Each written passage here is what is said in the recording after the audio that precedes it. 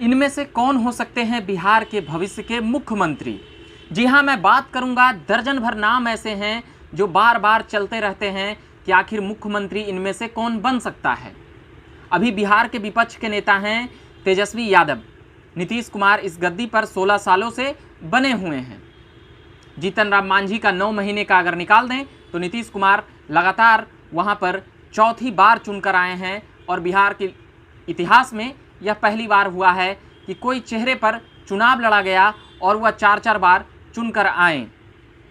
15 साल लालू और राबड़ी की भी जोड़ी रही है, मगर इससे पहले श्री कृष्ण सिंह भी 14 सालों तक अपना भूमिका निभा चुके हैं, आज़ादी के बाद से 61-62 तक।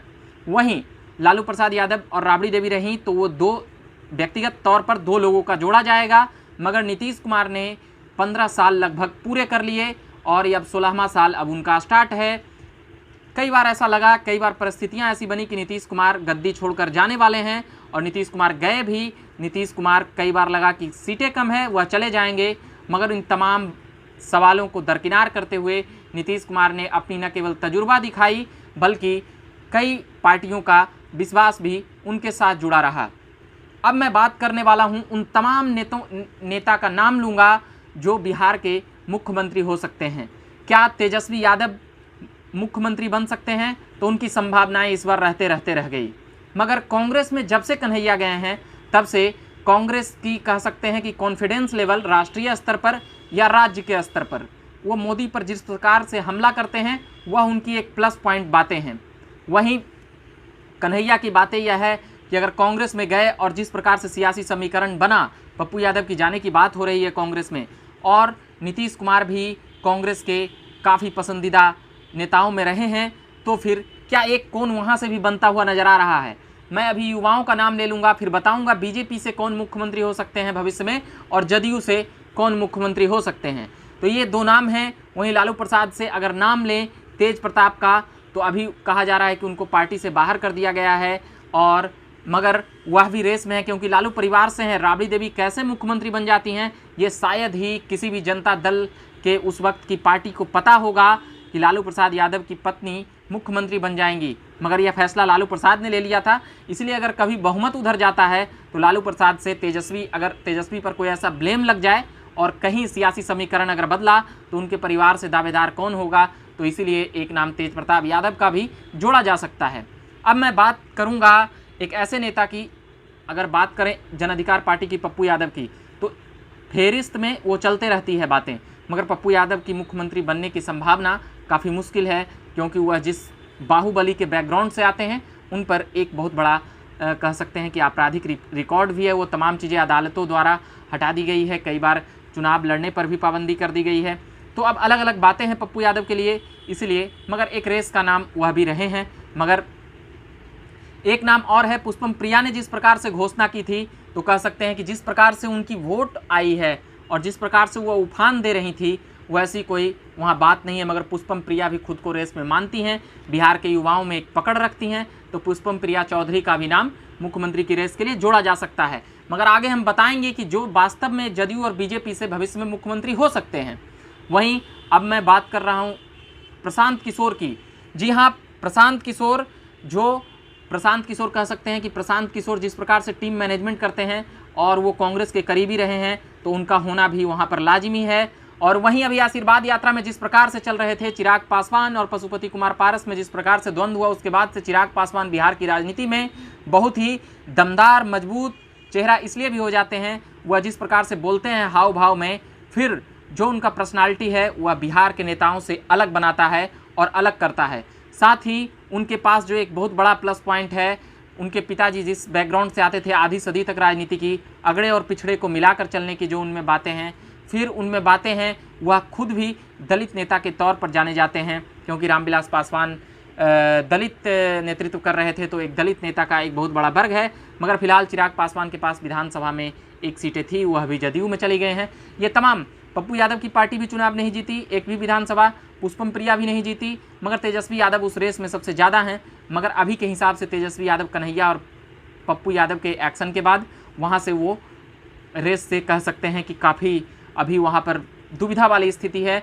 मगर पुष्पम प्रिया के साथ उनका वोट बैंक कम है, प्रशांत किशोर वह किसी समीकरण से हो सकते हैं, क्योंकि वो इतना प्रभुत्व रखते हैं। अगर डायरेक्ट जदयू के जनता दल यू का डायरेक्ट उपाध्यक्ष बना जा सकता है तो फिर आप समझ सकते हैं कि उनके लिए विधायक और सांसद कोई बड़ी बात नहीं है। तो फिर बिहार के मुख्यमंत्री के समीकरण के तौर पर उनका भी नाम लिया जा सकता है, भले ही मुख्यमंत्री बने या ना बने। पप्पू यादव, पुष्पम प्रिया, प्रशांत किशोर, ये तीनों ऐसे नाम हैं जो जिनके पास न जनाधार है, न कभी उतना कह सकते हैं कि पप्पू यादव पर ब्लेम है तो वो नहीं बन सकते हैं। मगर पुष्पम प्रिया चौधरी तो अभी विधायक भी नहीं बनी है। मगर प्रशांत किशोर की अगर बात करें तो रेस में ये सभी नाम भविष्य में हो सकते हैं, क्योंकि ये सभी उस अवस्था में कह सकते हैं अभी लंबा राजनीति होगा तो फिर इन लोगों का नाम लिया जा सकता है। मगर जो अभी सबसे बड़ा नाम है बीजेपी के तरफ से दो नाम हैं। सुशील मोदी तो अभी राज्यसभा सांसद हैं, मगर नित्यानंद राय का नाम खूब चलते रहता है। एक दो बार और भी संघ के जो अभी प्रचारकों का भी नाम है, मगर कुछ ऐसा नाम नहीं है जो मुख्यमंत्री के वहाँ पर लायक है। मगर बीजेपी में संगठन में जो बेहतर होगा, हो सकता है कि वह मुख्यमंत्री हो जा सकता है। मगर दो नाम फिलहाल रखा जा सकता है, सुशील मोदी और दूसरा नाम है नित्यानंद राय का। एक प्रदेश अध्यक्ष संजय जायसवाल हैं, तो वह भी संभावनाएं प्रदेश अध्यक्ष हैं, तो कुछ भी नहीं कहा जा सकता है। वहीं अब मैं बात करूंगा, साथ ही पटना के दो विधायक हैं नितिन नवीन और संजीव चौरसिया, तो ये युवा हैं, मगर ये भविष्य में यहाँ पर एक दारोमदार रखते हैं और आगे रखेंगे। अब मैं बात करूंगा जो वास्तव में नीतीश कुमार के मूड पर मुख्यमंत्री का नाम तय हो सकता है, वह है ललन सिंह, उपेंद्र कुशवाहा और RCP Singh. RCP Singh cabinet में मंत्री बन गए हैं, ललन सिंह राष्ट्रीय अध्यक्ष हैं, जदयू के प्रदेश अध्यक्ष हैं उमेश कुशवाहा।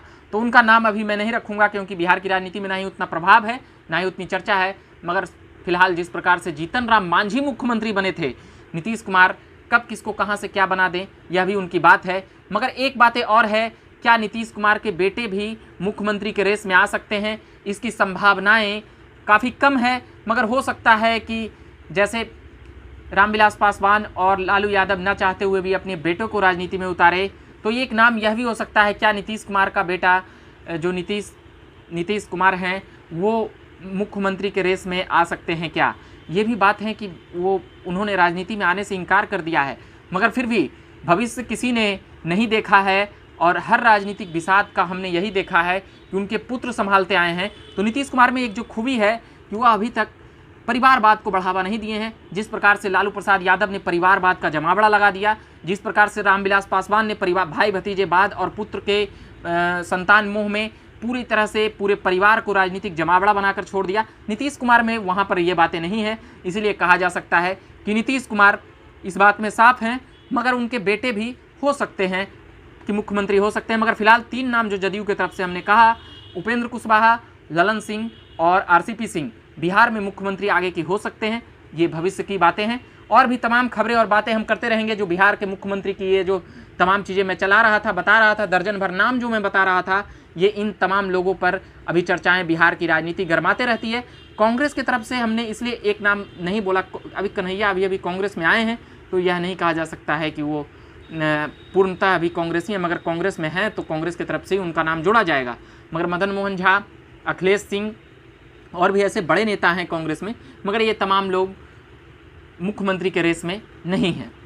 हम तमाम खबरें और पॉलिटिकल अपडेट्स लाते रहेंगे। ये फिलहाल था बिहार के मुख्यमंत्री की एक फेहरिस्त मैं लिख रहा था और जोड़ रहा था कागजों पर, तो ये कुछ नाम थे जो हमने जुड़ाना जरूरी समझा। तो ये दर्जन भर नाम बिहार के मुख्यमंत्री के लिए हमने लिख के रखा था, सोचा कि बताएंगे, कभी फुर्सत मिलेगा तो और भी बातें सुनाएंगे बिहार की राजनीति से जुड़ी हुई, और बिहार की बातें और बिहार की राजनीति की बातें। फिलहाल चैनल को सब्सक्राइब नहीं किए होंगे तो कर लीजिएगा, और फेसबुक पेज को भी लाइक कर लीजिएगा। मेरा नाम हुआ रविकांत, धन्यवाद।